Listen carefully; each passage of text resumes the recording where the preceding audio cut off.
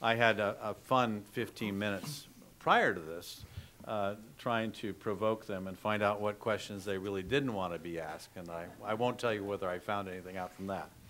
But David Brown is one of public radio's most highly respected and broadly experienced hosts and producers, and has worked extensively in broadcasting over the last 20 years. Mr. Brown is currently an executive producer at KUT in Austin.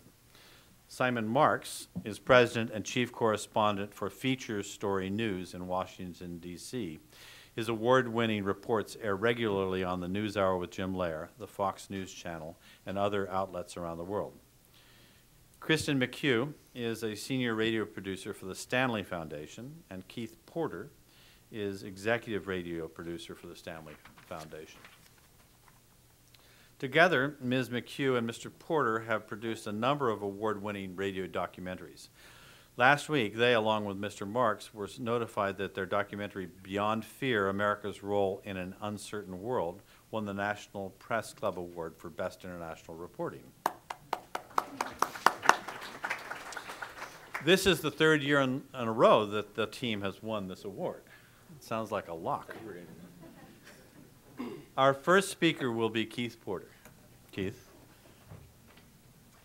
I'm going to come over here to the podium so I can show a slide.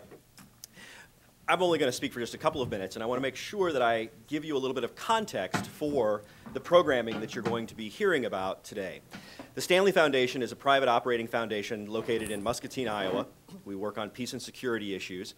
And we have been thinking about this notion that the global order is changing. And by global order, I don't mean anything monstrous. I'm talking about the fact that we had a bipolar world during the Cold War. The Cold War ended, and we had replaced that with some sort of unipolar world, whether it's America as the hegemon or the hyperpower or whatever. But there is this sense that that global order is coming to an end, that there is a major change happening in the world. There are lots of books out just this year even on this topic, considering a multipolar world, that there are lots of countries out there challenging the current global order. Richard Haass, the president of the Council on Foreign Relations, has said that in fact it's not a multipolar world, it's a non-polar world. If you have so many countries sort of sharing in that power structure, there are no more poles, right? So whether it's a multipolar world or a non-polar world, the old world that we've known is going away, and that there are these other countries out there challenging that.